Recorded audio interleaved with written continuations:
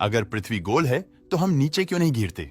और जो लोग पृथ्वी के नीचे रहते हैं वो सीधे कैसे खड़े रहते हैं? उन्हें तो नीचे गिर जाना चाहिए। इसीलिए आज मैं आपको इसे अच्छे से समझाने का प्रयास करूंगा। हम जो चीज ऊपर फेंकते हैं वो आखिरकार वापस लौटकर नीचे गिर ही जाती है। और हर चीज नीचे ही क्यों गिरती है?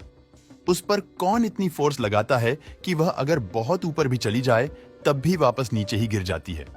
चीजों के नीचे गिरने का जिम्मेदार हम पृथ्वी को नहीं बल्कि नीचे की दिशा को मानते हैं।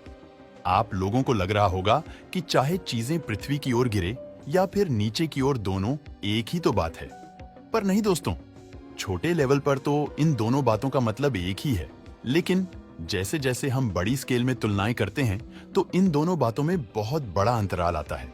बड़ी स्केल यानी एस्ट्रोनॉमिकल स्केल में पृथ्वी की तरफ गिरना और नीचे गिरना, इन दोनों बातों में जमीन आसमान का फर्क है, क्योंकि कि हम फोर्सेस की दिशा को नहीं समझ पाते।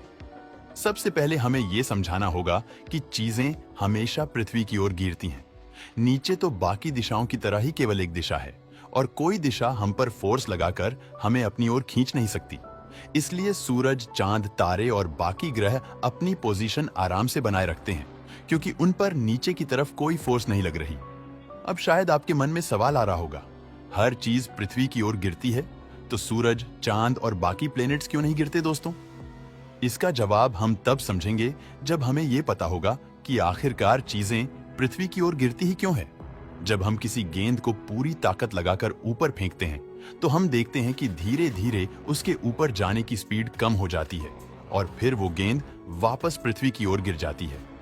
अब ऐसा क्यों होता है? चलिए इसे भी समझ लेते हैं। महान न्यूटन ने बताया था कि पूरे ब्रह्मांड में अगर कोई भी चीज स्थिर है तो वो स्थिर ही रहेंगी, और अगर किसी स्पीड से मूव कर रही है तो उसी स्पीड से मूव करती रहेंगी जब तक उस पर कोई बाहरी फोर्स ना लगे। अब जैसा कि हमने देखा, ऊपर फेंकी जाने वाली गेंद की स्पीड धीरे धीरे कम हो रही थी और फिर वो वापस नीचे गिरने लगी। तो इससे एक बात तो कंफर्म हो गई कि उस पर कोई फोर्स लगा रहा है, लेकिन हमें तो वहां फोर्स लगाने वाला कोई दिखता ही नहीं। तो फिर ऐसा कैसे हो सकता है? असल में इसका जवाब यह है कि किसी भी चीज को बिना छुए भी उस पर फोर्स लगाई जा सकती है। इस पर यकीन करना थोड़ा मुश्किल है, लेकिन ऐसा ही होता है। दोस्तों, फोर्सेस असल में दो तरह की होती हैं, नंबर 1 कॉन्टैक्ट फोर्स और नंबर 2 नॉन कॉन्टैक्ट फोर्स। इनमें से कॉन्टैक्ट फोर्स उन फोर्सेस को कहते हैं जो किसी चीज को छूकर उनके संपर्क में आकर उन पर लगाई जाती हैं, जैसे जब हम किसी गाड़ी को धक्का देते हैं या फिर किसी चीज को उठाकर कहीं रखते हैं, तो असल में हम उस पर कॉन्टैक्ट फोर्स लगा रहे होते हैं। दूसरी तरफ नॉन कॉन्टैक्ट फोर्स या फिर फील्ड फोर्स उन फोर्स को कहा जाता है जो किसी ऑब्जेक्ट के डायरेक्ट फिजिकल कांटेक्ट में आए बिना भी लगाई जा सकती है। ब्रह्मांड में ऐसी केवल 4 नॉन कॉन्टैक्ट फोर्स हैं।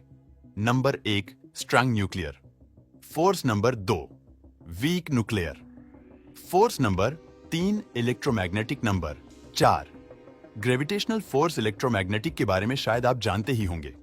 अभी के लिए आप केवल इसे मैग्नेटिक फोर्स मान लीजिए, और हम सब ने कभी ना कभी देखा ही होगा कि मैग्नेटिक यानी कि चुंबक को फोर्स लगाने के लिए जरूरी नहीं है कि उस ऑब्जेक्ट के संपर्क में ही लाया जाए। चुंबक कुछ दूरी से भी फोर्स लगा सकता है। बिल्कुल इसी तरह काम करती है हमारी ग्रेविटी को भी फोर्स लगाने के लिए किसी फिजिकल मीडियम की जरूरत नहीं है। वैसे तो ग्रेविटी सबसे कमजोर फोर्स है, लेकिन इसका असर अरबों किलोमीटर दूर तक भी हो सकता है। यही कारण है कि ग्रेविटी हमारे पूरे ब्रह्मांड के स्ट्रक्चर के लिए जिम्मेदार है।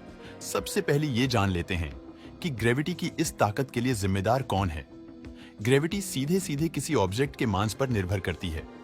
मास का मतलब होता है असल में किसी ऑब्जेक्ट में कितना मैटर मौजूद है। मास हर वक्त हर जगह एक ही रहता है। किसी दूसरे ग्रह या फिर अंतरिक्ष में भी जाने पर आपके मास में कोई प्रभाव नहीं पड़ेगा। दरअसल पृथ्वी जिस ताकत से आपको अपनी ओर खींचती है वही आपका वेट होता है।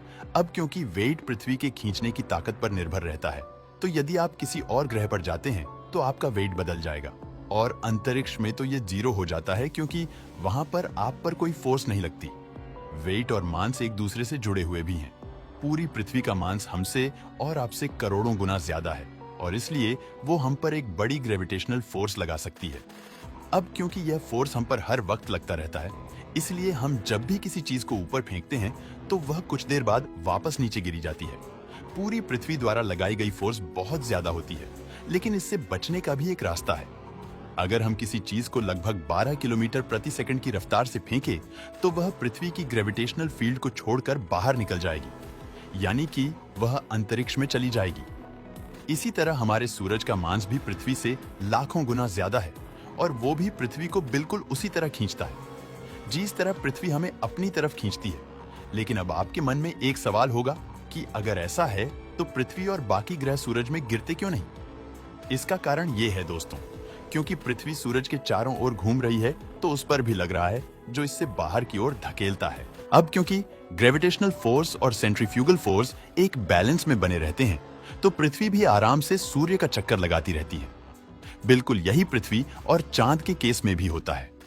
शायद अब आपको पता चल गया होगा कि क्यों पृथ्वी के गोल होने के बावजूद भी कोई चीज नीचे नहीं गिरती। मुझे उम्मीद है कि आपको अब आपके सवाल का जवाब मिल गया होगा। अगर आपकी कोई राय है तो हमें कमेंट में जरूर बताना।